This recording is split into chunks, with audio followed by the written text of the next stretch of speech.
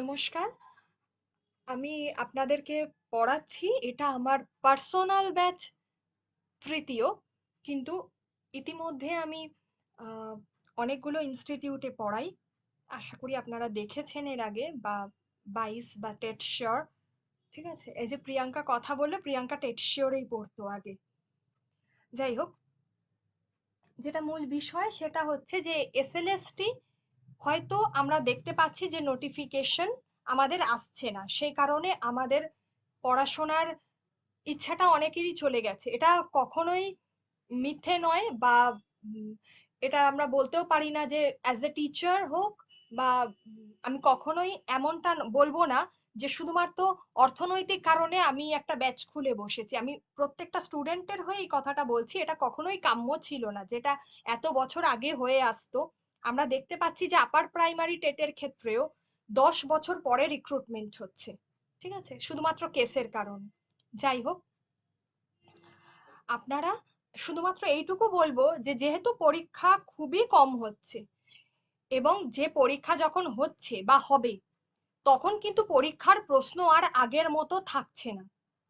আমরা গতকালের যে, আমি বলবো না যে কখনোই পিএসসি ক্লার্কশিপ আর এসএলএসটি এক ধরনের, কিন্তু এই ধরনের সিস্টেমটা কিন্তু সরকার রাখবে।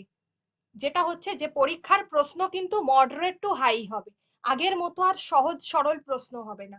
তাই জন্য আমরা যেন আমাদের এত বড় ভাস্ট সিলেবাসটাকে অন্তত একটু হলেও নিজেরা আয়ত্তে রাখি, এবং সেই আয়ত্তে রাখাটা কিন্তু আমরা হঠাৎ করে পুরোপুরি সুন্দরভাবে মক টেস্ট দিয়ে নোটস জোগাড় করে পড়তে মিনিমাম আমি বলবো যে 6 মাস লাগা উচিত প্রত্যেকের। এর আগে আমি জানি না যে আমার আগের ব্যাচের যারা আছে কিনা, তারা হয়তো জয়েন করবে, তাদের কিন্তু অলরেডি তারা 9-10টাই পড়েছে অনেকটা লেন্দিতে। ঠিক আছে, প্রায় 65 থেকে বোধহয় 66টা ক্লাস ওরা নিয়েছে ওদের মোটামুটি ভাবে কমপ্লিট করার জন্য।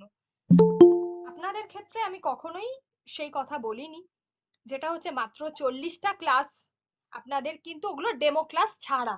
ঠিক আছে, অনলি 40টা ক্লাসে আপনাদেরকে সিলেবাস শেষ করানোর কথা আমি বলেছি।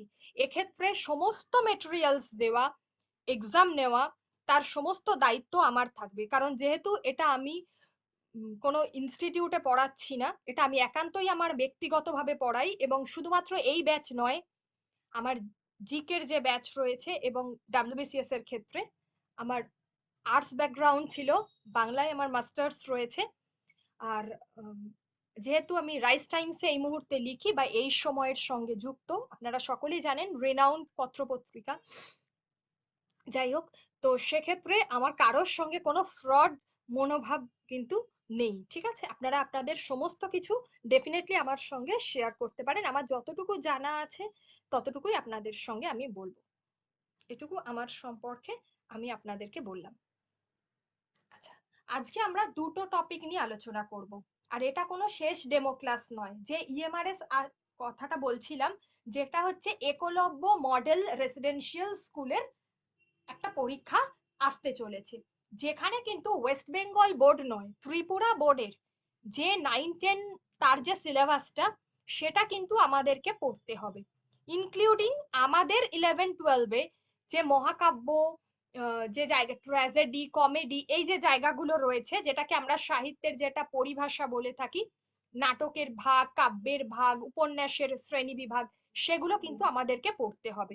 ছন্দ পড়তে হবে, অলংকার পড়তে হবে, তো এই আর বাংলা সাহিত্যের ইতিহাস পড়তে হবে, আর ব্যাকরণ পড়তে হবে। তো এই একলব্য মডেল রেসিডেন্সিয়াল স্কুলের সিলেবাসটা কিন্তু এটাই রয়েছে, এবং ওটা সেন্ট্রাল গভর্নমেন্টের এক্সাম। তো সুতরাং খুব তাড়াতাড়ি তার নোটিফিকেশন আসছে, এটা আমি আপনাদেরকে জানিয়ে রাখলাম। ওকে, আর সেটার জন্য আমি নেক্সট আগামী রবিবার অথবা সোমবার দিনকে আমি আবার ডেমো ক্লাস নেব, আপনারা সকলেই করতে পারেন। এবং আমি যতটুকু চেষ্টা করব আরো হয়তো আজকের ক্লাসটা নিয়ে 3-4টে আপনাদেরকে ডেমো ক্লাস দেওয়ার।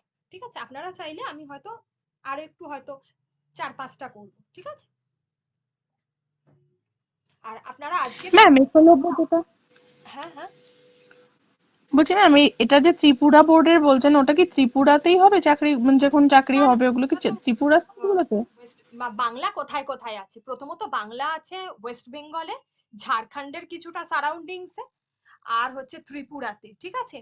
আর খুব কিছুটা নিয়ারেস্ট আসামের কিছুটা ধার ঘেঁষা জায়গায়। তো যে যে জায়গাগুলোতে বাংলা রয়েছে, তার ওই সমস্ত জায়গাগুলোতে, যেহেতু এটা সেন্ট্রাল, তো সেই সমস্ত জায়গাতেই কিন্তু পোস্টিং হবে। এবং বুঝতেই পাচ্ছি আমরা যে রেসিডেন্সিয়াল স্কুল, তো ওখানে গিয়ে থেকে চাকরি করতে হবে, ঠিক আছে।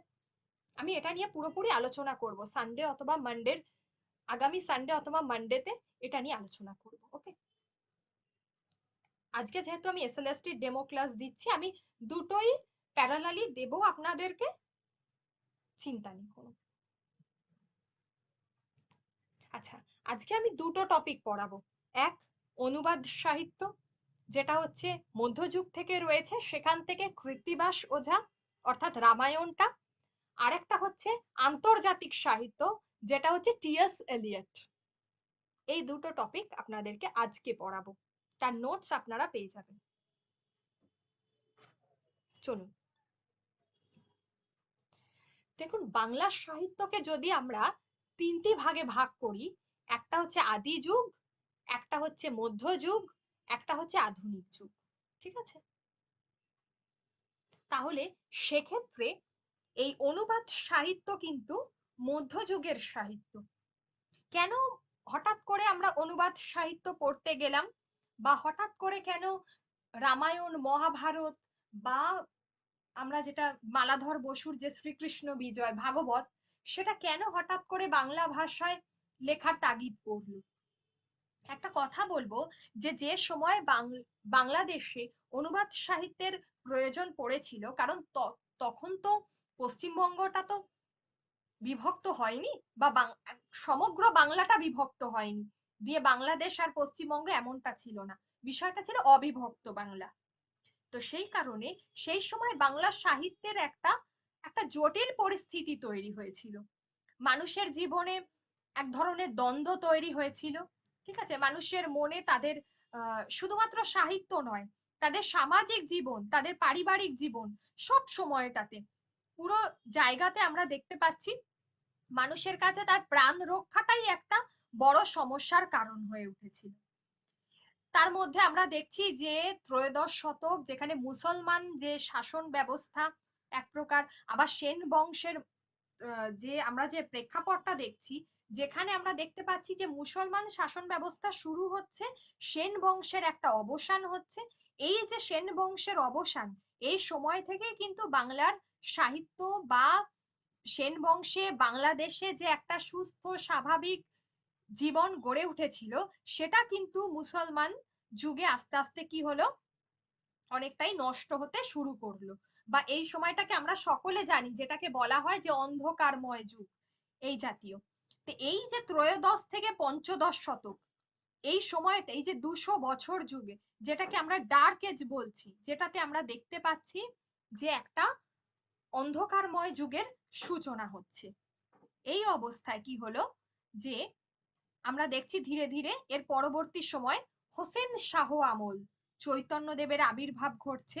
বাংলার, বাংলা এবং বাঙালির সামাজিক জীবন, বাঙালির অর্থনৈতিক জীবন ধীরে ধীরে একটা সমৃদ্ধি স্তরে যাচ্ছে, বা বাঙালি আবার নতুন করে সাহিত্য রচনার চিন্তা ভাবনা শুরু করছে। তো এই সময় মানুষ কি ভাবছে, ভাবছে যে যদি ধর্মকে কোনোভাবে বেছে নিয়ে বাংলা সাহিত্য রচনা করা যায়, তাহলে মানুষের মনে কি হবে, সাহিত্য সম্পর্কে কিন্তু একটা আলাদা একটা স্থান তৈরি হবে। তার ফলে তারা কি কি কোন বিষয়টাকে বেছে নিল, তারা বেছে নিল হলো তিনটে বিষয়কে, একটা রামায়ণ, একটা হচ্ছে মহাভারত, আর একটা হচ্ছে ভাগবত, ঠিক আছে। এই যে তিনটে বিষয়কে বেছে নিল, তার একটা কারণই ছিল, আমরা রামায়ণের ক্ষেত্রে যেটা দেখব, সেটা হচ্ছে ভীষণভাবে পারিবারিক জীবন, গার্হস্থ্য জীবন। আমরা আমাদের এখনকার জীবনে বাঙালি যেভাবে তার জীবন যাপন করে থাকে, তার জীবনের যে সামাজিক, যে পারিবারিক আচার আচরণ যেগুলো তারা করে থাকে, সেটাই কিন্তু কি হচ্ছে, এই রামায়ণের মধ্য দিয়ে আমরা কিন্তু দেখতে পাচ্ছি। ঠিক আছে, তার ফলে কি হলো, মানুষ খুব সহজেই এই সাহিত্যের প্রতি আকৃষ্ট হয়ে পড়লো এবং মানুষ নিজেকে রামায়ণের মাধ্যমে, অনুবাদ সাহিত্যর যেটা একদম প্রথম আমরা দেখি যে রামায়ণের মাধ্যমে নিজেকে কি করলো, তার সাথে একাত্ম হতে পারলো, নিজেকে রিলেট করতে পারলো। ওকে, তো পঞ্চদশ পঞ্চদশ শতকের এই যে প্রথমেই অনুবাদ সাহিত্য জনপ্রিয়তা লাভ করলো রামায়ণ এবং মহাভারতের অনুবাদকে কেন্দ্র করে। এবং এই সময় থেকে আমরা দেখছি যে প্রথমে যে ইসলাম সমাজ হিন্দুদেরকে আতঙ্কিত করেছিল, ধীরে ধীরে তারাও কি করলো, বাংলা সাহিত্যকে ভালোবাসতে শুরু করলো, তারাও বাংলা সাহিত্য সংস্কৃতির প্রতি অনুরাগী হয়ে উঠলো। ঠিক আছে, এবং দেখা যাচ্ছে যে এই সময় লোক সাহিত্য, এই অনুবাদ সাহিত্য এগুলো ব্যাপক জনপ্রিয়তা অর্জন করলো। যে হিন্দু সমাজে ভাঙন ধরেছিল, এই মহাভারত, রামায়ণ এবং ভাগবতের হাত ধরে বাঙালির মধ্যে আবার একটা একটা ঐক্য গড়ে উঠলো। ঠিক আছে, একটা ঐক্য গড়ে উঠলো। তার মূল কাণ্ডারি কে ছিলেন? মূল কাণ্ডারি ছিলেন কৃত্তিবাস ওঝা। তার মূল কাণ্ডারি ছিলেন কৃত্তিবাস ওঝা। আচ্ছা, আপনারা ঠিকভাবে আমার ভলিউম শুনতে পাচ্ছেন তো, বা দেখতে পাচ্ছেন তো স্ক্রিনটা? হ্যাঁ ম্যাম। আচ্ছা, এই অবধি বলুন, আপনাদের যদি কারোর কিছু জিজ্ঞাসা থাকে একটু বলুন।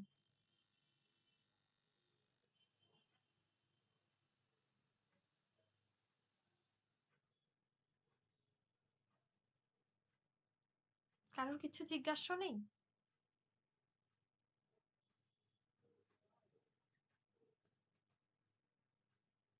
আচ্ছা,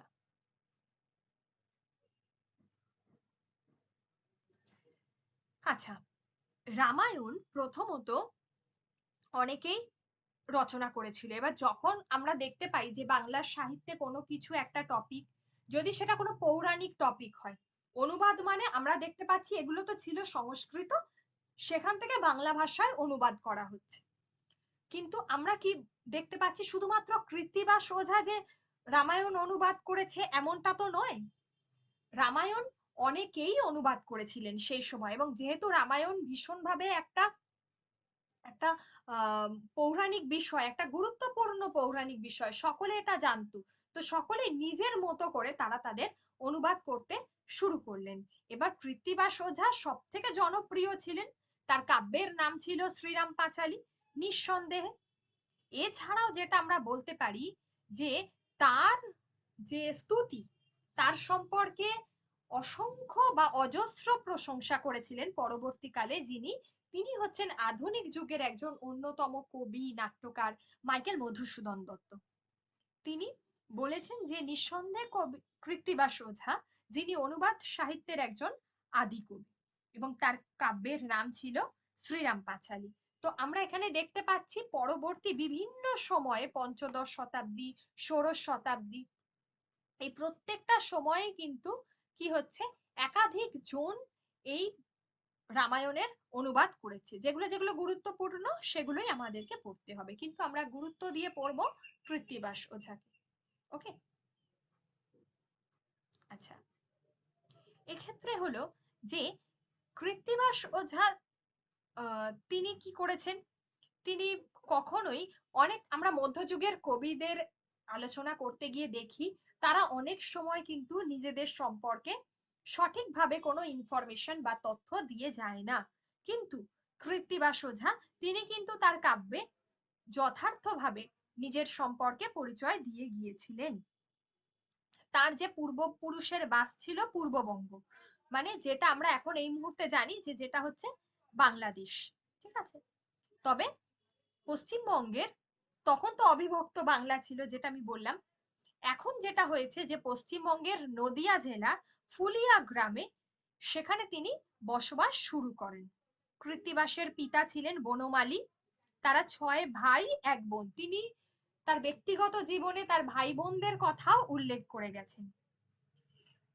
মূলত তার মুখোপাধ্যায় ছিল উপাধি হলেও তিনি কিন্তু ওঝা হিসেবে বেশি পরিচিত। ঠিক আছে, আমরা জানি যে মাঘ মাসের শ্রী পঞ্চমী যে তিথি, সেখানে কিন্তু কৃত্তিবাস জন্মগ্রহণ করেছেন। তবে মধ্যযুগে কবিদের মধ্যে কি হয়, শ্রী পঞ্চমী তিথি যতই তিনি বলে যান না কেন, কারণ সেই সময় তো এক্সাক্ট সালগুলো নিয়ে খুব সমস্যা তৈরি হয় কখনো, তাই জন্য আমরা বিভিন্ন সাল, বিভিন্ন সমালোচক যারা সাহিত্য সমালোচক তাদের থেকে কিন্তু আমরা পেয়েছি। ঠিক আছে, তো তাদের থেকে আমরা কিন্তু এই কৃত্তিবাসের বিভিন্ন সাল এবং সমালোচনা এগুলো কিন্তু আমরা পেয়েছি, মানে তার সম্পর্কে আমরা জানতে পেরেছি, একাধিক জন এক এক ভাবে বলেছেন। ঠিক আছে, এক্ষেত্রে আমরা যেটা পড়বো, দেখুন সপ্তদশ শতকে, একটু আমি আসছি যেহেতু কৃত্তিবাস ছাড়া আর কে কে রামায়ণ রচনা করেছিলেন সেই জায়গাটা একটু বলে দিচ্ছি। ঠিক আছে, দিয়ে আমরা কৃত্তিবাস সম্পর্কে আলোচনা করব। দেখুন কৃত্তিবাস ওঝা তো নিঃসন্দেহে ভিভিআই, ঠিক আছে, এছাড়া আর কে কে, আর হচ্ছে যারা গুরুত্বপূর্ণ তারা হচ্ছে যে অদ্ভুত আচার্য, এই যে অদ্ভুত আচার্যের রামায়ণ, ঠিক আছে, সপ্তদশ শতকে কিন্তু এটাও খুব গুরুত্বপূর্ণ। এছাড়া প্রাক চৈতন্য যুগে যদি আমাদের দেখি যে কৃত্তিবাস শ্রেষ্ঠ কবি, তাহলে তবুও এটা আমরা বলতে পারি যে সপ্তদশ শতকে অদ্ভুত আচার্য আরেকজন হচ্ছেন চন্দ্রাবতী, এই দুজন কিন্তু সব থেকে বেশি গুরুত্বপূর্ণ। ঠিক আছে, এই অদ্ভুত আচার্য সম্পর্কে, এই অদ্ভুত আচার্য সম্পর্কে বলেছিলেন কে, বলেছেন হচ্ছে রামেন্দ্র সুন্দর ত্রিবেদী, সাহিত্য সমালোচক রামেন্দ্র সুন্দর ত্রিবেদী। এই ভদ্রলোক তিনি কিন্তু তিনি সাহিত্য পরিষদে 1305 বঙ্গাব্দে এই অদ্ভুত আচার্য সম্পর্কে বলে দিয়ে গেছেন। এটা আমরা জানতে পারি যে কবির নাম ছিল নিত্যানন্দ। দেখুন নিত্যানন্দ আচার্য লেখাই আছে আপনাদের নোটসে। তার পিতার নাম ছিল শ্রীনিবাস। এই নিত্যানন্দের 3 পুত্র, যারা কিন্তু তারাও পরবর্তীকালে আমরা দেখতে পাই যে রামায়ণ অনুবাদে প্রবৃষ্ট, বা এক কথা আমি বলতে পারি প্রবৃত্ত হয়েছিলেন। ঠিক আছে, আচ্ছা, আর এছাড়া আমরা কার কথা বলবো, এই পরবর্তীকালে আমরা এটা কবে পাই, পাই হচ্ছে প্রায় 1807, এগুলো সবই কিন্তু আমরা দেখতে পাই ইংরেজ আমলে, মানে উদ্ধার কবে হয়েছিল, লিখেছেন তো মধ্যযুগে, কিন্তু 1807 সালে যিনি ফ্রান্সিস বুকানন, ঠিক আছে, যিনি ইস্ট ইন্ডিয়া কোম্পানির জমি জরিপ করতেন, তিনি এসে কিন্তু তার সঙ্গে এই অদ্ভুত আচার্যের রামায়ণ একটা সম্পর্ক ঘটে, বা তিনি পান এক কথায়। ঠিক আছে, তারপর তিনি ওগুলো প্রকাশনা করার ব্যাপারে উদ্যোগী হয়েছিলেন, এটাই আমরা বলবো। এবং এই ভদ্রলোক, এই যে নিত্যানন্দ আচার্য, ইনি কিন্তু কবি চৈতন্য দেবের ভীষণ কাছের মানুষ ছিলেন। ঠিক আছে, সেই কারণে আমরা বলবো যে যে কৃত্তিবাস ওঝার পরে যদি আর কেউ বিখ্যাত থাকে রামায়ণ রচনার ক্ষেত্রে, সেটা হচ্ছে নিত্যানন্দ আচার্য। আর একটা হলো যে সপ্তদশ শতাব্দীতে যিনি সব থেকে গুরুত্বপূর্ণ, তিনি হচ্ছেন চন্দ্রাবতী। এই যে চন্দ্রাবতী, ইনি ছিলেন একজন মহিলা অনুবাদক। ঠিক আছে, এই যে চন্দ্রাবতী, যিনি হচ্ছেন অনুবাদ সাহিত্যের মহিলা অনুবাদক, স্পেশালি কিসের ক্ষেত্রে, না রামায়ণ রচনার ক্ষেত্রে। আমরা যেটুকু পড়বো সাহিত্যের ইতিহাস একটু ডিটেলসে পড়ে রাখবো, কারণ আমাদের প্রশ্ন কিন্তু সেই অনুযায়ী হবে, এটা আমাদের মাথায় রাখতে হবে। তো তিনি ছিলেন, এই চন্দ্রাবতী ছিলেন, যার বাবা ছিলেন মনসামঙ্গল কাব্যের একজন রচয়িতা। মনসামঙ্গল কাব্যের রচয়িতা এই চন্দ্রাবতীর পিতা, তার নাম কি ছিল, আচ্ছা, তিনি ছিলেন যে দ্বিজবংশী। ঠিক আছে, মনসামঙ্গল কাব্যের রচয়িতা দ্বিজবংশী, বা তার নামটা হচ্ছে যে বংশীদাস চক্রবর্তী।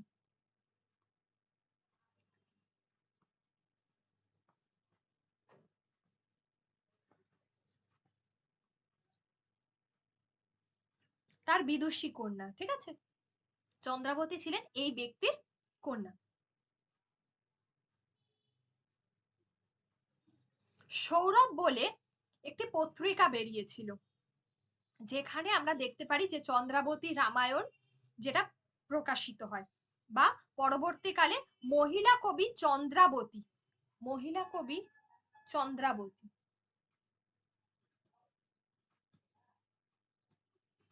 এটা হচ্ছে কিন্তু একটা প্রবন্ধ। আর সৌরভ, সৌরভ যেটা ছিল এটা একটা পত্রিকা। এই পত্রিকায় আমরা দেখতে পাই যে চন্দ্রাবতী রামায়ণ প্রকাশিত হচ্ছে, ঠিক আছে।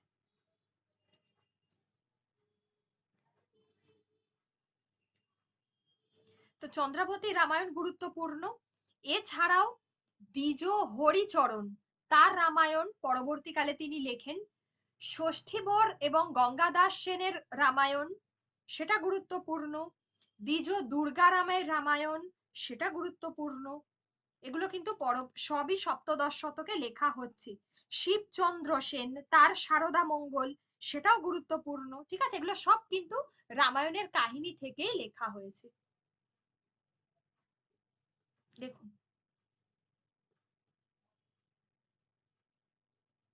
এছাড়াও আর কে কে আছে?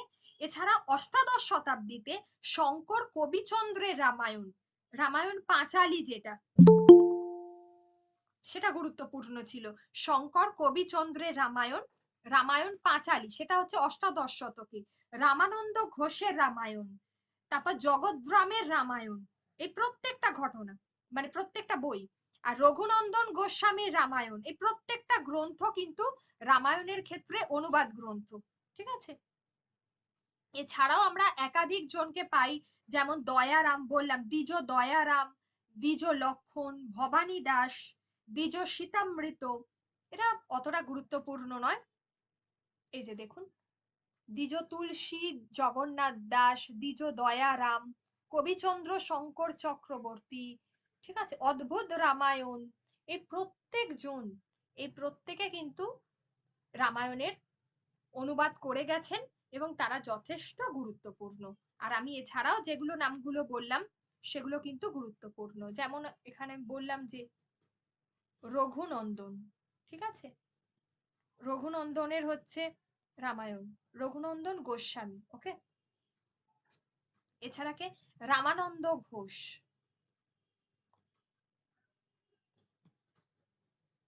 রামানন্দ ঘোষ গুরুত্বপূর্ণ। আচ্ছা, জগদ্রাম,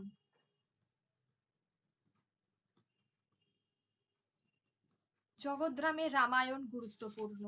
আচ্ছা, এছাড়াও আরেকটা হচ্ছে যেটা, সেটা হচ্ছে শিবচন্দ্র সেন, ঠিক আছে, শিবচন্দ্র সেন, শিবচন্দ্র সেন কিন্তু সপ্তদশ শতক, ওকে।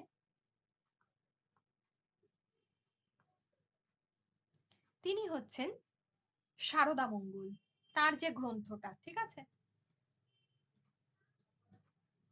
এগুলো হলো রামায়ণের ক্ষেত্রে অনুবাদ গ্রন্থ।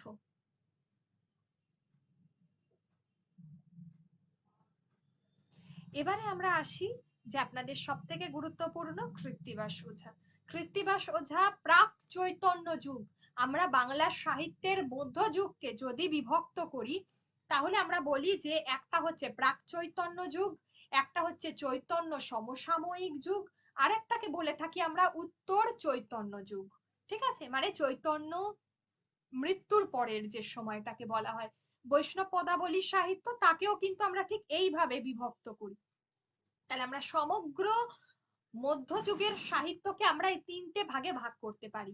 তাহলে কৃত্তিবাসের রামায়ণ কোন স্তরে পড়বে? সেটা হচ্ছে প্রাক চৈতন্য যুগের স্তরের মধ্যে পড়বে। অনুবাদক ধারার তিনি শ্রেষ্ঠ কবি। তার জন্মস্থান কোথায়? আগেই বলেছি যে নদিয়া জেলার অবশ্যই ফুলিয়া গ্রাম, ঠিক আছে। বলেছিলাম যে মাঘ মাসের শ্রী পঞ্চমী। ম্যাম বলছি মধ্যযুগ নিয়ে একটা প্রশ্ন ছিল, একটু যদি অনুমতি দেন করতে পারি? হ্যাঁ হ্যাঁ হ্যাঁ, বলুন। হ্যাঁ, বলছি যে আমরা তো জানি যে 1200 থেকে 1350 খ্রিস্টাব্দ পর্যন্ত এই সময়টাকে বাংলা সাহিত্যের অন্ধকার যুগ বলা হয়। হ্যাঁ তো এই এই যে এটা যে এই যে অন্ধকার যুগ বলা হয়, এর মানে অ্যাকচুয়াল কারণটা কি? মানে আমি যতটুকু জানি যে এই সময়ে বাংলা সাহিত্যে সেরকম কোনো প্রকৃষ্ট নিদর্শন পাওয়া যায়নি, কোনো একটা যুদ্ধের কারণে সেরকম ভাবে কোনো প্রকৃষ্ট নিদর্শন তৈরি হয়নি, তাই এই সময়টাকে অন্ধকার যুগ বলা হয়। কিন্তু এত বড় একটা মানে নামকরণের পেছনে কি শুধুমাত্র এইটুকুই কারণ, নাকি আরো কোনো বিস্তারিত ইতিহাস আছে? হ্যাঁ, হ্যাঁ। দেখুন, আমরা যদি পাল আর সেন যুগটা দেখি, তাহলে যেটা দেখতে পাবো যে সেই সময়টা হয়েছিল কি, বাংলা সাহিত্যের প্রভূত উন্নতি। ঠিক আছে, একাধিক মানে বল্লাল সেন নিজে পর্যন্ত লিখতেন। ঠিক আছে, তারপর আমরা যদি দেখছি এদিকে দেবপাল, ধর্মপাল, পাল যুগের ক্ষেত্রে তারাও ভীষণভাবে বাংলার যে সাহিত্য সংস্কৃতি, এই দুটোর কি কিন্তু কি হচ্ছে, প্রভূত উন্নতি হচ্ছে। কিন্তু হঠাৎ করে সেন যুগে যখন বিন বখতিয়ার খিলজি আক্রমণ করছে, মানে 1202-3 এই খ্রিস্টাব্দটাতে, ঠিক আছে, এবং দেখা যাচ্ছে যে কি বলবো, যে এই সময় দেখা যাচ্ছে যে সেন বংশের এক প্রকার পতন হচ্ছে, আর বাংলা সাহিত্যে মুসলমান সাম্রাজ্যের কিন্তু শুরু হচ্ছে। ঠিক আছে, তো এই চর্যাপদের পর আর সেইভাবে বাংলা সাহিত্যের এই যে ত্রয়োদশ এবং চতুর্দশ শতক, এই সময়টাতে আর কিচ্ছু পাওয়া যায়নি। কারণ বাংলায় তুর্কি আক্রমণে ক্রমাগত বিশৃঙ্খলার পরিস্থিতি সৃষ্টি হয়েছিল। মানুষের জীবনে যদি তার অর্থনৈতিক পরিস্থিতি না ভালো থাকে, যদি আমাদের কি হয়, সাপোজ আমাদের দিয়ে ভাবনা চিন্তা করুন, যদি আমাদের সমাজে অর্থনৈতিক পরিস্থিতি ভালো না থাকে, যদি আমাদের সমাজে যদি আমরা স্থিরভাবে নিরাপত্তা যদি না থাকে, যদি আমরা খেতে না পাই, তাহলে কি আমরা বাংলা সাহিত্য পড়াশোনা করব? তাহলে কি আমরা সিনেমা দেখতে যাব? তাহলে কি আমরা, তখন তার সিনেমা ছিল না, তো তারা কি করতো, সবাই এই সাহিত্য রচনা করতো এইভাবে। তো বা কোনোভাবে কোনো যেটাকে আমরা বলে থাকি মূর্তি তৈরি করতো, বা যেটাকে আমরা বলে থাকি কলা আর কি, চারুকলা, শিল্প, এগুলোই ছিল। তো যাই হোক, আর সাহিত্য রচনা। তো তো এই যে এই সময়টাকে বলা হচ্ছে অন্ধকারময় যুগ। তো এই সেন বংশের শেষ হচ্ছে, তুর্কি আক্রমণ হচ্ছে, বাঙালির জীবনে একেবারে অর্থনৈতিকভাবে তারা বিপর্যস্ত, তাদের কোনো নিরাপত্তা নেই, সবাইকে ধরে ধরে কি করা হচ্ছে, মুসলিম ধর্মে ধর্মান্তরিত করে দেওয়া হচ্ছে। ঠিক আছে, জোর করে এক প্রকার করা হচ্ছে। ইভেন ব্রাহ্মণদেরও সেই সময় কিন্তু খুব খারাপ অবস্থা। একমাত্র আমরা দেখবো এই জায়গাটা স্টেবল হলো কখন, যখন চৈতন্য দেব এলো। তিনি কি করলেন, নিজে ওই যে বৈষ্ণব ধর্ম চালু করলেন, সেইভাবে স্টেবল হয়েছিল। যে তিনি বললেন যে না, হিন্দু ধর্ম মানে ব্রাহ্মণ ধর্মও থাকার দরকার নেই, মুসলমান ধর্মও থাকার দরকার নেই, একটা নতুন ধর্ম আসবে যেটা হচ্ছে বৈষ্ণব ধর্ম। তাহলে তারা কি হলো, সেই জায়গা থেকে মানুষ ধীরে ধীরে সেই তোমার ধর্ম গ্রহণ করতে শুরু করলো তাদের জীবনে। মানে তারা এক প্রকার আমরা বলতে পারি যে বাঙালির জীবনে একটা একটা স্থির সময় এলো। ঠিক আছে, তারা মানে সব দিক থেকেই তারা নিরাপত্তা পেল জীবনে। তো এই তুর্কি আক্রমণের চরম অরাজকতার যে সময়টা, বিশৃঙ্খলা, সেটাকেই আমরা বলছি অন্ধকারময় যুগ। এই সময়ে এক প্রকার আমির ওমরাহরা ছিল, মানে কোনো স্থায়ী শাসন ব্যবস্থা বাংলায় সেভাবে ছিল না বিন বখতিয়ার খিলজির পরে। এই বিন বখতিয়ার খিলজি তিনি কিনা লক্ষণ সেনের রাজধানী নবদ্বীপ আক্রমণ করলেন। মানে সব থেকে বেশি ক্ষতিগ্রস্ত হয়েছিল এই সময় নদিয়া এবং মুর্শিদাবাদ। ঠিক আছে, সবাইকে ইসলাম ধর্ম গ্রহণ করতে হবে, এই যে চাপটা। এবং এনার পরে যে সমস্ত স্থায়ী মুসলমানদেরও কোনো রাজা সেভাবে ছিল না যে প্রশাসনিকভাবে এবং সুষ্ঠুভাবে সাম্রাজ্যটাকে গঠন করতে পারে। তার ফলে আমির ওমরাহরা তারাই রাজত্ব করত। ফলে বাংলার জীবনে ওই মাৎসর ন্যায় বা আমরা অন্ধকারময় যুগটাকে দেখতে পাই। ধীরে ধীরে ইলিয়াস শাহী, গণেশ, হোসেন শাহী, এনাদের আমলে আমরা দেখলাম নুসরাত শাহ, হুসেন শাহ, এদের আমলে আস্তে আস্তে আবার সুশাসন ফিরে এলো, চৈতন্যদেবের আবির্ভাব ঘটলো, এবং বাংলা সাহিত্যে এই ধরনের বাংলা সাহিত্য আবার তার প্রভূত বিস্তার ঘটলো। এবার বোঝা গেল? হ্যাঁ ম্যাম, অনেক ধন্যবাদ, অনেকটা তথ্য জানতে পারলাম। Thank you. আচ্ছা, এরপর যেটা আমরা ছিলাম, যেটা বলছিলাম যে শ্রী পঞ্চমী তিথিতে ম্যাম, হ্যাঁ বলুন। ম্যাম একটু আমি সামারিটা একটু আমার মতো করে বলে নিই। তাহলে মূল বিষয়টা জানালো এই কারণে যে মোহাম্মদ বিন বখতিয়ার বখতিয়ার খলজির আক্রমণের কারণে যে যুগ সংকট তৈরি হয়েছিল, সেই যুগ সংকটের যে সামাজিক পরিস্থিতি, সেই কারণে সেভাবে সাহিত্য চর্চা হয়নি বা সাহিত্য সৃজন হয়নি বলেই এই সময়টাকে বাংলা সাহিত্যের অন্ধকার যুগ হিসেবে আমরা আখ্যায়িত করছি। হ্যাঁ, সেটাও করছি, এবং আরেকটা কারণ হচ্ছে যে তার পরবর্তীকালে বিন বখতিয়ার খিলজি তো দিনে চলে গেলেন রাজত্ব করে। তার পরবর্তীকালে যারা এলেন তাদের মধ্যে শুধুমাত্র আমির ওমরাহরা ছিল, তারা কোনো সুষ্ঠুভাবে প্রশাসন চালাতে পারেননি। তার ফলে মানে আমরা সঠিক দক্ষ সম্রাট বা রাজার একটা অভাব দেখতে পেলাম বাংলায়, ঠিক আছে।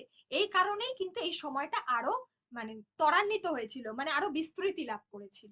তারপরে আবার আমরা দেখছি হোসেন শাহ, নসরত শাহ যখন আসছে, তারা আস্তে আস্তে আবার বাংলা সাহিত্যে তারা ঠিকভাবে রাজত্ব করতে শুরু করলো। দেখা গেল যে বাংলা সাহিত্য আবার তাদের বিস্তার লাভ করছে, এই আর কি, বা তার উন্নতি হচ্ছে, এই আর কি।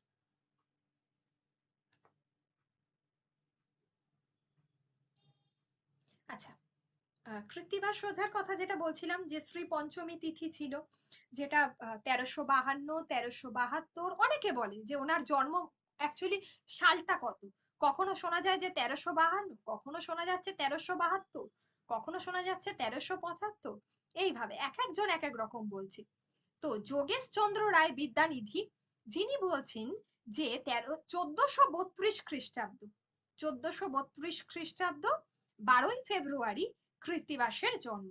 আবার গোপাল হালদার বলছেন যে না না, এই সময়টা নয়, এই সমস্ত 1300 যে কি বলবো 1352, 1372, এই সময়টা নয়।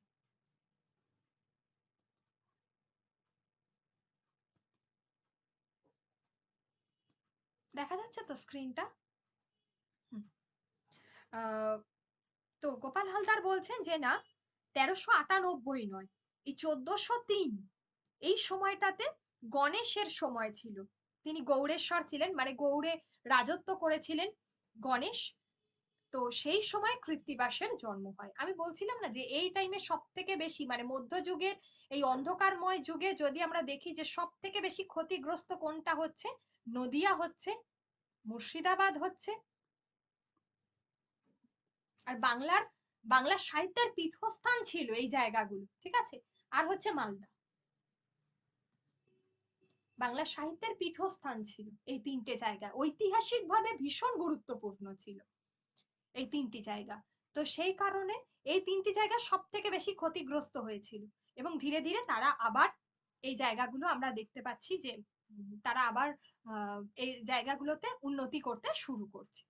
তো এই সময় আমরা যেটা দেখলাম যে যোগেশচন্দ্র রায় 1396 থেকে 86 থেকে 98 খ্রিস্টাব্দ, এটা তিনি বলেছেন। বা আমরা খুব যদি যোগেশচন্দ্র রায় বিদ্যানিধির একদম পারফেক্ট বলি, তাহলে তাহলে উনি বলছেন আবার কোথাও যে 1432 খ্রিস্টাব্দ, ঠিক আছে, 1432 এই সময়টা। অনেকে অনেক রকম মন্তব্য করেছে, কেউ বলেছে 1443-এ গিয়ে কৃত্তিবাস ওঝার জন্ম হয়েছে, ঠিক আছে।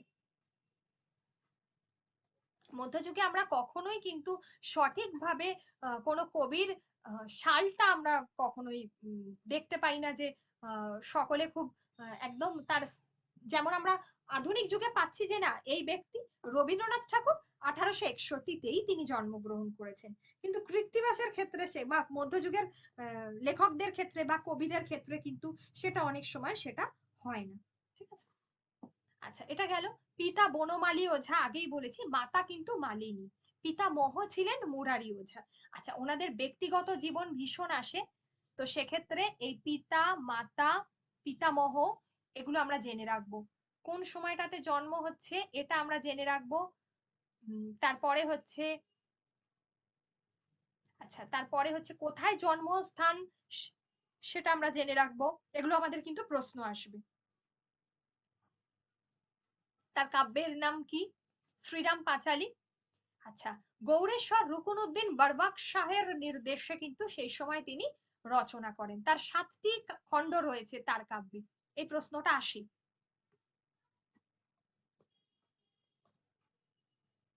আচ্ছা, সম্ভবত সভাকবি তিনি কার ছিলেন? রাজা গণেশের। ওকে। কৃত্তিবাসের রামায়ণের যে পাঁচালী, সেটা শ্রীরামপুর মিশন থেকে কিন্তু প্রকাশিত হয়।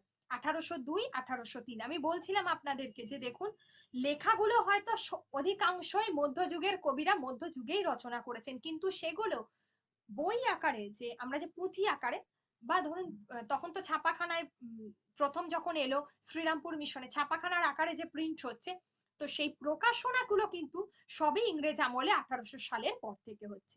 শ্রীরামপুর মিশন থেকে সম্পাদনা করলেন উইলিয়াম কেরি 1830 থেকে 34। সম্পাদনা করেছিলেন সংস্কৃত কলেজের অধ্যাপক পণ্ডিত জয়গোপাল তর্কালঙ্কার। তার কাব্যের শ্লোক সংখ্যাগুলো দেখুন, এইগুলো গুরুত্বপূর্ণ। কবির পদবী, এটা আমি আগেই বলেছি, মুখোপাধ্যায়, কিন্তু ওঝা নামে তিনি সব থেকে বেশি পরিচিত ছিলেন। মধুসূদন দত্ত তার ভূয়সী প্রশংসা করেছেন। আচ্ছা, মধুসূদন দত্ত তার ভূয়সী প্রশংসা করেছেন, আমরা এটুকু বলবো। আর কৃত্তিবাসের যে কাব্য, সেই কাব্যের সব থেকে গুরুত্বপূর্ণ হচ্ছে তিনি যেটা করেছিলেন, সেটা যখন আমরা কোনো কিছু ট্রান্সলেট করি, অনুবাদ মানে কি, আমরা কোনো ভাষা থেকে ট্রান্সলেট করছি, তো তো আমরা সংস্কৃত থেকে ট্রান্সলেট করেছি, যদি আমরা সেই কোনো একটা ভাষা থেকে একটা ভাষায় ডিরেক্টলি ট্রান্সলেট করে দিই, সেটা কোনোদিন কিন্তু তার মৌলিকতা থাকে না। কিন্তু যদি সেটাকে আমরা ভাবানুবাদ করি, যে তার মূল বিষয়গুলো লিখলাম আমি, মানে মূল বিষয়গুলো নিলাম, সেখান থেকে গ্রহণ করলাম, দিয়ে আমি আমার নিজের মৌলিকতা দিয়ে কাব্যটাকে নতুন ভাবে কিন্তু প্রেজেন্ট করলাম, ঠিক আছে, তো সেটা হচ্ছে আমার মৌলিকতা। তো বাংলা সাহিত্যের ক্ষেত্রে ভাবানুবাদ, যদি আমরা অনুবাদ করি কোনো কিছু, সেক্ষেত্রে যদি আমরা ভাবানুবাদ করি, সেটাই হচ্ছে গুরুত্বপূর্ণ। কেন কৃত্তিবাস ওঝা এত গুরুত্বপূর্ণ, বা কেন কৃত্তিবাস ওঝার এত বেশি নাম হলো? কৃত্তিবাস ওঝার নামের একটা বড় কারণই ছিল তিনি তার কাব্যের ভাবানুবাদ করেছিলেন, তিনি ডিরেক্টলি সংস্কৃত থেকে বাংলায় অনুবাদ করে দেননি।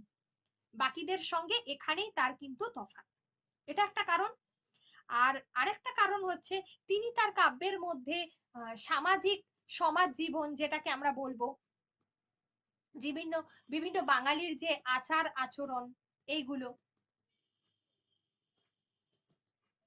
আচার আচরণ, তারপরে হচ্ছে যে কি বলবো, যেটা হচ্ছে যে ভক্তিবাদ, ঠিক আছে, এই তিনটি বিষয়ের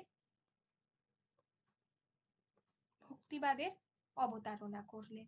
এই তিনটি বিষয়ের জন্যই তার কাব্য কিন্তু মৌলিক কাব্য। আচ্ছা, এবার হচ্ছে যে কখনোই তিনি বাল্মীকি রামায়ণের সরাসরি ভাবে অনুসরণ করেননি। বাল্মীকি রামায়ণের সঙ্গে কৃত্তিবাসের রামায়ণের অনেক তফাৎ থেকে গেছে। তিনি অনেক জায়গায় বাল্মীকি রামায়ণের ক্ষেত্রে বাল্মীকি রামায়ণকে অনেক বেশি পরিমার্জন করে, বা আমরা বলবো যে অনেক ত্রুটি ছিল যেগুলোকে তিনি সংশোধন করে তিনি কিন্তু প্রেজেন্ট করেছেন, ঠিক আছে। এই জায়গাগুলো যেমন তিনি তার কাব্যের মধ্যে যে যে নতুন বিষয়গুলো, বাল্মীকি রামায়ণের যে সমস্ত কাহিনীগুলোকে তিনি আমরা দেখতে পাই, যে যে যে সমস্ত জায়গাগুলোতে তিনি কাহিনী তার কাব্যের মধ্যে তিনি কিন্তু নিয়ে আসেননি, যেমন কার্তিকের জন্ম, যেটা কিন্তু বাল্মীকি রামায়ণে আছে, তিনি তার কাব্যে দেননি।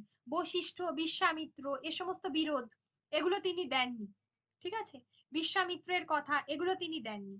বাল্মীকি রামায়ণ থেকে তিনি অনেক কিছুই নেননি, যেগুলো তার মৌলিক কাহিনী ছিল, যেমন গণেশের জন্ম, যেমন হচ্ছে কৈকেয়ীর বর লাভ, যেমন হচ্ছে হনুমানের কথা, তারপরে যেমন হচ্ছে যে আমরা বলতে পারি যেগুলো, এগুলো তিনি কিন্তু রাবণ বধের জন্য রামচন্দ্র, যেটা দেবী চণ্ডিকার অকাল বোধন, এই যে আমরা অকাল বোধনের গল্পটা শুনি না, এটা কিন্তু আমরা বাল্মীকি রামায়ণের ক্ষেত্রে দেখতে পাই না, এটা কিন্তু কৃত্তিবাসের রামায়ণে আছে, ঠিক আছে।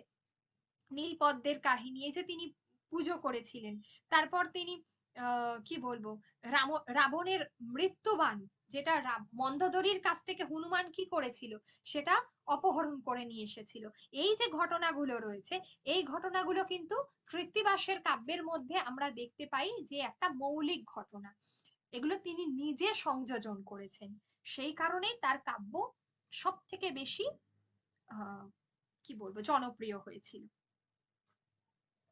আর আমরা বলবো যে কৃত্তিবাসেরও বেশ কিছু সমস্যা রয়েছে, যেমন আমরা চণ্ডীদাসের সমস্যা দেখতে পাই না, তার কাব্যে, যে আসলে চণ্ডীদাসের নাম নিয়ে প্রচুর মতভেদ রয়েছে। তেমনি কৃত্তিবাসের কাব্যেও কিন্তু একটা সমস্যা রয়ে গেছে, যে তার এক্সাক্ট কত সালে জন্ম হয়েছিল সেটা আমরা জানতে পারি না, তার কাব্য রচনার তারিখগুলো আমরা জানতে পারি না। ঠিক আছে, এই জায়গাগুলো নিয়ে কিন্তু অনেক অনেক সময় অনেক ধরনের সমস্যা থেকে গেছে, এগুলো হচ্ছে যে কৃত্তিবাসের সমস্যা।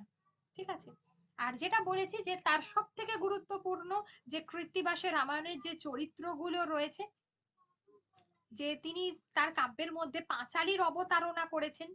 আরেকটা হচ্ছে যে কৃত্তিবাসের রামায়ণের মধ্যে যেটা আমি বলেছি যে বাঙালিয়ানা, ভক্তিবাদ আর বাঙালিয়ানা, বাঙালির জীবনের যা কিছু আমরা যে রীতিনীতিগুলো দেখি আমাদের জীবনে, যখন এই যে অন্নপ্রাশন দেওয়া, বিবাহিত জীবনের যে বিভিন্ন আচার আচরণ, সেই সমস্ত বিষয়গুলো কিন্তু কৃত্তিবাসের রামায়ণের মধ্যে কিন্তু উঠে এসেছে। এই কারণেই কৃত্তিবাসের এত বেশি জনপ্রিয়তা হয়েছে। ঠিক আছে, এখানে গুরুত্বপূর্ণ আমরা আপনাদেরকে কোয়েশ্চেন বেশ কিছু দেওয়া হয়েছে। এবার আপনারা বলুন যে আপনাদের যদি কোনো কোয়েশ্চেন থাকে কৃত্তিবাস সম্পর্কিত বা রামায়ণের অনুবাদ সাহিত্য সম্পর্কিত, তাহলে আপনারা বলতে পারেন।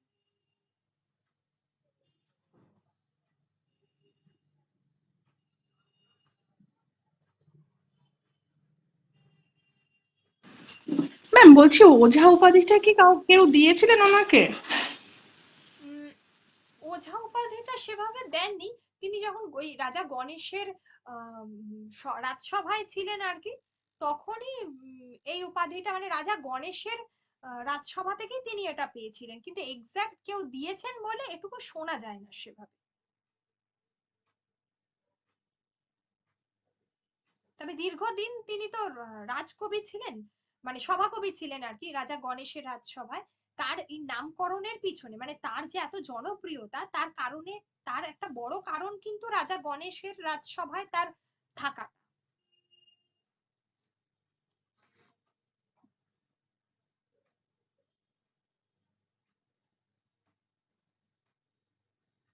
কৃত্তিবাস ওঝার রামায়ণের সব থেকে একটা হাস্যরসের জায়গা, মানে যে সেটা সব থেকে গুরুত্বপূর্ণ আমরা বলবো যে যে জায়গাটা সব থেকে বেশি হাস্যরস তৈরি হয়েছে, সেটা হচ্ছে অঙ্গদের বারবার, এই অংশটাতে অঙ্গদের বারবার।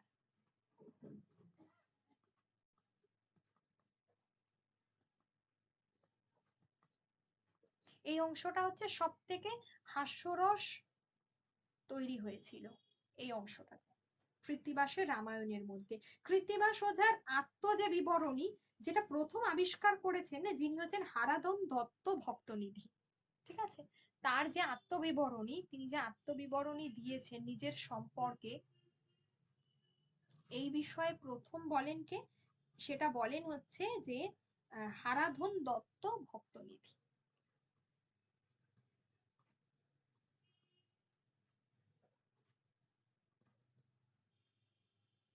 পঞ্চদশ শতাব্দীর কবি, এটা আমি আগেই বলেছি। আর হচ্ছে ওনার কাব্য মূলত পয়ার এবং ত্রিপদী, এই দুটো ছন্দে কিন্তু সব থেকে বেশি লেখা হয়েছে, পয়ার এবং ত্রিপদী। ডান দিক বাম দিক যেটা মধ্যিখান, এটা আমরা বলে থাকি।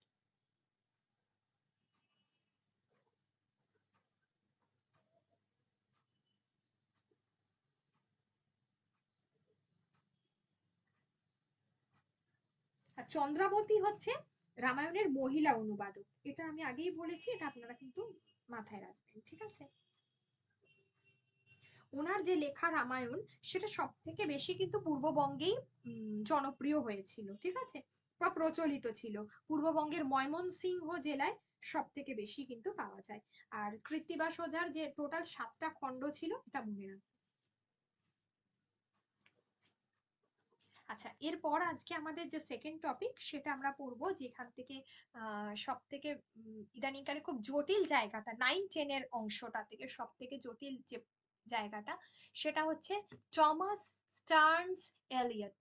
ঠিক আছে, টমাস স্টার্নস এলিয়ট, এই যে ভদ্রলোকের কথা আমরা বলবো, বা যেটাকে আমরা বলে থাকি টি.এস. এলিয়ট। এই টি.এস. এলিয়টের জন্ম হচ্ছে 1888 থেকে হচ্ছে 1965। ঠিক আছে। আধুনিক ইংরেজ কবিদের মধ্যে সব থেকে দুর্বোধ্য কবি বোধহয় বলা হয় এই টি.এস. এলিয়টকে। কিন্তু বাংলা সাহিত্যে বিষ্ণু দে, কখনো কখনো রবীন্দ্রনাথ ঠাকুর, পরবর্তীতে অমিয় চক্রবর্তী, ঠিক আছে, এই প্রত্যেক ব্যক্তি কিন্তু টি.এস. এলিয়টের দ্বারা প্রভাবিত হয়েছিলেন এবং তাদের কাব্যের মধ্যে কিন্তু আমরা টি.এস. এলিয়টের কিন্তু প্রভাব দেখতে পাই। ঠিক আছে।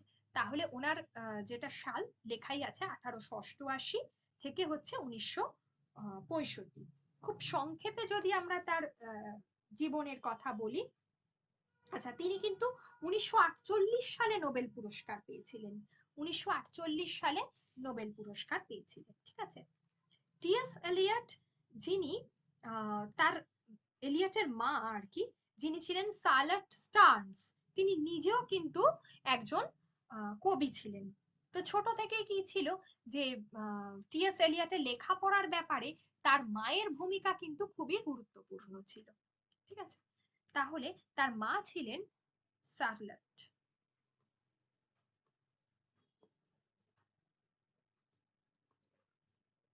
এই ব্যক্তি। ঠিক আছে, ইনি ছিলেন মা টি.এস. এলিয়টের।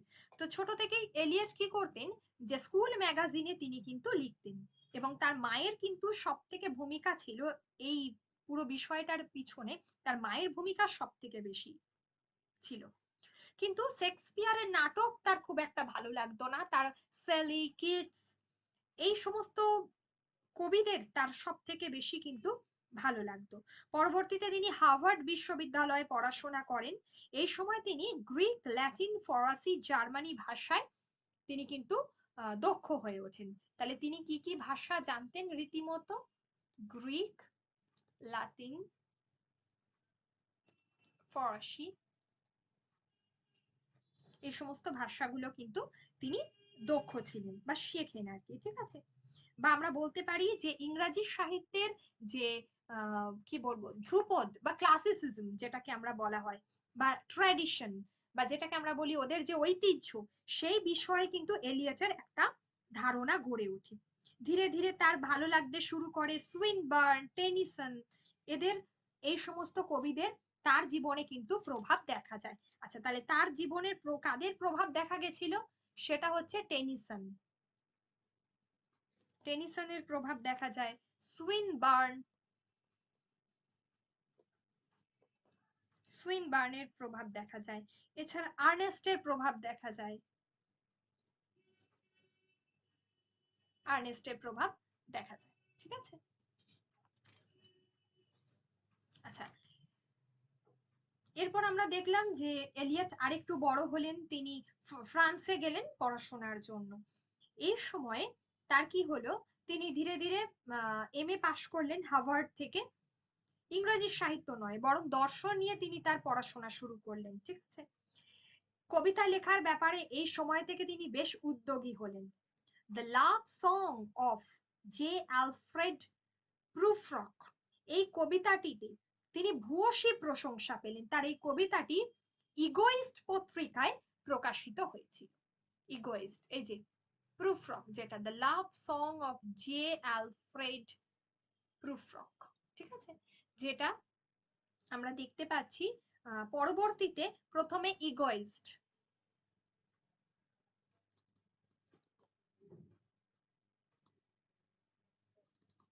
ইগোইস্ট পত্রিকা এলো। তারপরে আমরা দেখব যে এটা কি হচ্ছে, যে অনেকগুলো পত্রিকা এসেছিল, ব্লাস্ট পত্রিকায় এসেছিল, তারপর আমরা দেখছি যে পোয়েট্রি পত্রিকায় প্রকাশিত হলো। ঠিক আছে। কিন্তু এটাকে অনেকে বললো যে না, এটা বোধহয় অনেক বেশি, মানে এর মধ্যে একটা নাটকের প্রভাব থেকে গেছে, এটা ঠিক সেই অর্থে কাব্য নেই। এইভাবে চলতে থাকলো, তার বৈবাহিক জীবন ছিল। এরপরে তারপরে আমরা দেখছি যে তার প্রথম কাব্য সঞ্চয়ন 1917-তে যখন প্রকাশিত হলো। এই 1911-তে এটা তো মিউনিক ভ্রমণকালে তিনি একটা কবিতা লিখেছিলেন, কিন্তু কাব্য সঞ্চয়ন মানে অনেকগুলো কবিতা। এটাই তার কি নামে এলো না, the love song of J Alfred Prufrock and other observations, এই নামে কিন্তু এলো পুরোটা। আচ্ছা, তার অন্য আরেকটি কাব্যগ্রন্থ ছিল আরা ভসপ্রেক, যেখানে যার বাংলা নামটা ছিল যে আমি তোমাকে মিনতি করি। ঠিক আছে, বা তার অল্প দিনের মধ্যেই তার প্রবন্ধ সংগ্রহ এলো দ্য স্যাক্রেড উড। কারণ শুধুমাত্রই টার্নস এলিয়ট বা টমাস টি.এস. এলিয়ট শুধুমাত্র কবিতা লিখে গেছেন এমন নয়, তিনি কিন্তু কাব্য লিখে গেছে, এই সরি প্রবন্ধ লিখে গেছে। ঠিক আছে, তাহলে এটার পরে তিনি যেটা করলেন যে সেটা হচ্ছে তার বিভিন্ন প্রবন্ধগুলো লিখলেন, যার মধ্যে স্যাক্রেড উডও কিন্তু গুরুত্বপূর্ণ। আর একটা গুরুত্বপূর্ণ কাব্যগ্রন্থ ছিল যেটা 1920-তে আসছে, যে আরা ভস প্রেক। আচ্ছা, এর আমি এটা লিখে দিচ্ছি, আরা ভস প্রেক, যেটা হচ্ছে 1920। ঠিক আছে, 1920-তে প্রকাশিত হয়। আর এই আরা ভস প্রেকের যেটা আমি বললাম, যার যেটা বাংলাটা ছিল সেটা হচ্ছে আমি তোমাকে মিনতি করি। স্যাক্রেড উড ছিল যেটা হচ্ছে একটা প্রবন্ধ। ঠিক আছে, স্যাক্রেড উড ছিল প্রবন্ধ।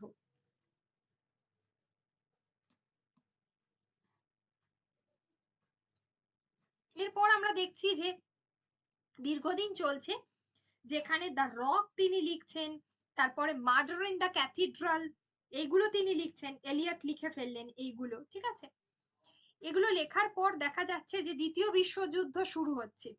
এই সময় অনেকটাই কবি চুপচাপ হয়ে গেছিলেন, মানে তার কলম এক প্রকার আমরা বলতে পারি যে থেমে গিয়েছিল, তার কলম থেমে গিয়েছিল এই সময়।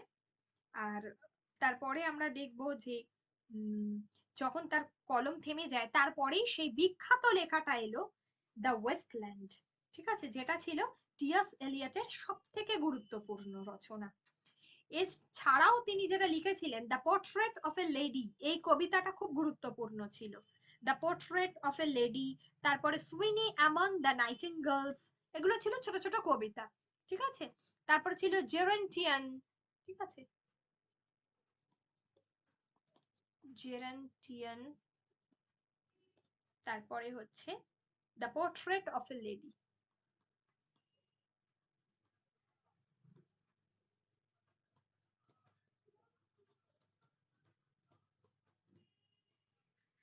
আচ্ছা, এইগুলো। আর এরপরে সব থেকে গুরুত্বপূর্ণ রচনা যেটা আমরা জানি যে বিখ্যাত রচনা ওয়েস্টল্যান্ড, দ্য ওয়েস্টল্যান্ড, এলিয়টের সব থেকে চর্চিত এবং বিখ্যাত কাব্য। ওয়েস্টল্যান্ড লিখে ওঠার পর এলিয়টের বন্ধু এজরা পাউন্ডকে তিনি এটা করতে দিয়েছিলেন। এই এজরা পাউন্ড এই পুরো কাব্যটাকে আর কি, কাব্যগ্রন্থটাকে তিনি এটাকে ত্রুটিগুলোকে বাদ দিয়ে এটাকে একদম রেডি করে দেন, এক কথায় আমরা বলতে পারি এটাকে রেডি করে দিয়েছিলেন। এটাই টি.এস. এলিয়টের শ্রেষ্ঠ গ্রন্থ, এটা মহাকাব্য জাতীয় রচনা, 5টা খণ্ডে এটা পূর্ণ হয়েছে, যেখানে আধুনিক সভ্যতার যে অবক্ষয়িত যে দিকগুলো, অর্থাৎ দ্বিতীয় বিশ্বযুদ্ধের পরে যে অবক্ষয়িত দিক সারা বিশ্বের, সেই জায়গাগুলোকে কিন্তু কবি তুলে ধরেছিলেন। এবং ব্যক্তিগত জীবনে তিনি তার প্রথমা পত্নীকে যথেষ্ট ভালোবাসতেন, এবং তাকেই তিনি এই গ্রন্থটি কিন্তু কি বলবো উৎসর্গ করেছিলেন। ঠিক আছে, উৎসর্গ করেছিলেন।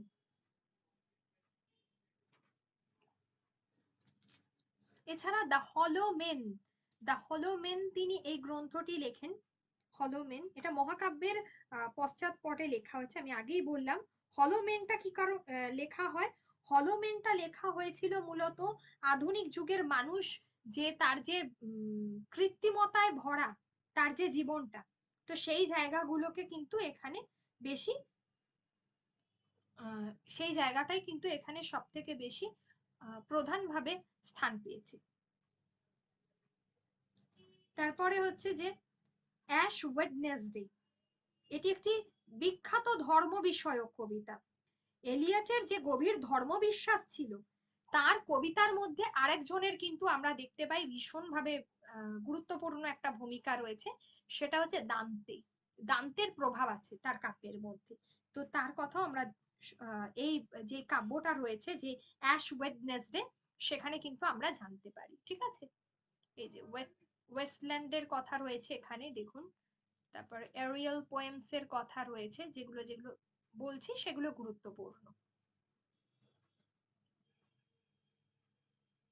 এই যে ধর্ম বিষয়ক যেটা বললাম, যে ধর্ম বিষয়কের মধ্যে হচ্ছে যেমন অ্যাশ ওয়েডনেসডে, আরেকটা হচ্ছে যে যেটা হচ্ছে যেটা হচ্ছে কোয়ার্টেটস, যেটা চতুরঙ্গ বলা হয়, ঠিক আছে, কোয়ার্টেটস যেটা আর কি, ঠিক আছে।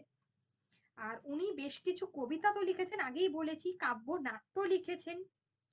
আর বাংলা সাহিত্যে এলিয়টের প্রভাব পড়েছে যাদের রচনায়, সেটা হলো বিষ্ণু দে, সুধীন্দ্রনাথ দত্ত, বুদ্ধদেব বসু, অমিয় চক্রবর্তী, এই প্রমুখদের রচনায়। আমরা বিষ্ণুদের চোরাবালি বলে একটি কাব্যগ্রন্থ আছে বিখ্যাত, তার প্রভাব কিন্তু অর্কেস্ট্রা, এগুলোর মধ্যে কিন্তু বাংলা সাহিত্য অর্কেস্ট্রা কাব্যগ্রন্থ, এগুলোর মধ্যে কিন্তু আমরা দেখতে পাই ইভিন রবীন্দ্রনাথের পুনশ্চ কাব্যগ্রন্থের তীর্থযাত্রী, এই কবিতাটা কিন্তু এলিয়টের জার্নি অব দা মাগি এর কিন্তু অনুবাদ, ঠিক আছে। এক কথায় আমরা বলবো যে তার কবিতাকে এক কথায় ভীষণভাবে বলা হয় যে দুর্বোধ্য, ভীষণ কঠিন তার কবিতা। আর তার কবিতাকে আরেকটা কথা বলা হয়, তিনি হয়তো মেটাফিজিক্যাল কবি। কেন মেটাফিজিক্যাল কবি বা মেটাফিজিক্যাল পোয়েট কেন বলা হচ্ছে না, মেটাফিজিক্যাল কথার অর্থই হচ্ছে যে যে কবির সাহিত্যে দার্শনিকতার ছাপ স্পষ্ট,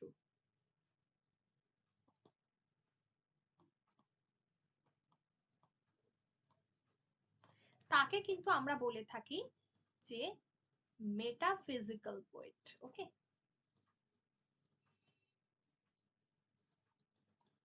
কবি।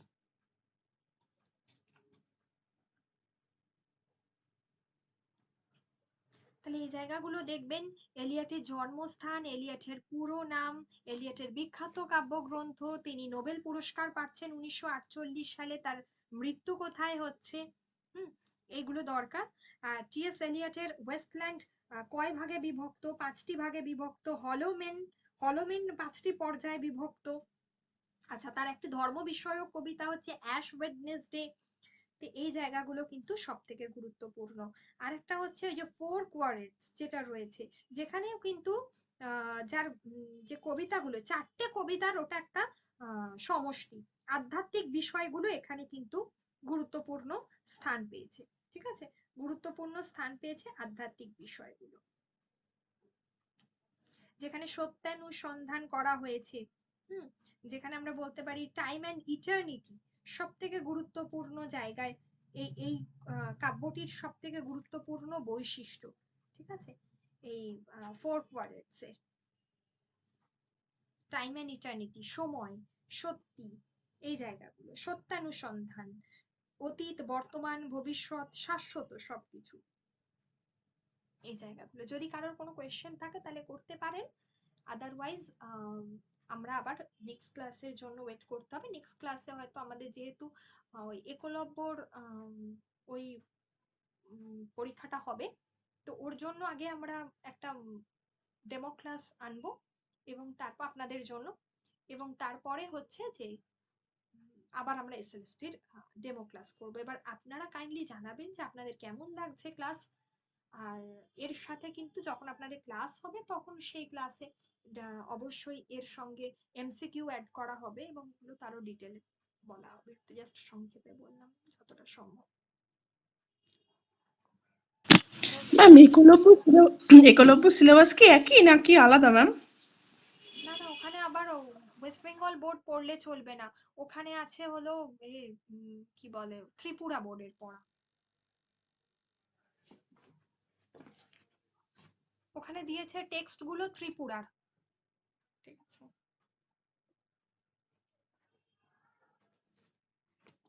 মামা সাহিত্যের ইতিহাসগুলো কি থাকবে? সব থাকবে, সাহিত্যের ইতিহাস আর ওই মহাকাব্য, ট্র্যাজেডি, কমেডি, এগুলো সব থাকবে, ব্যাকরণ, তার মানে শুধু টেক্সটই চেঞ্জ হবে? টেক্সট গুলো আলাদা। আর ছন্দ আর অলংকার পার্টটা একদম। আচ্ছা ম্যাম, ঠিক আছে, আজ তাহলে এই পর্যন্ত থাকলো।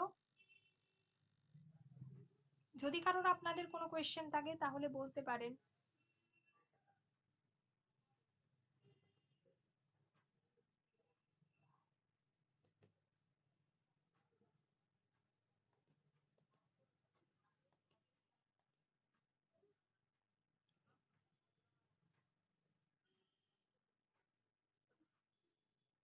আপনারা অবশ্যই পিডিএফটা এবং ক্লাসটা সবটুকুই পাবেন, আমি দিয়ে দিচ্ছি আপনাদের গ্রুপে। ঠিক আছে ম্যাম, শুভরাত্রি। গুড নাইট, ভালো থেকো। আপনিও।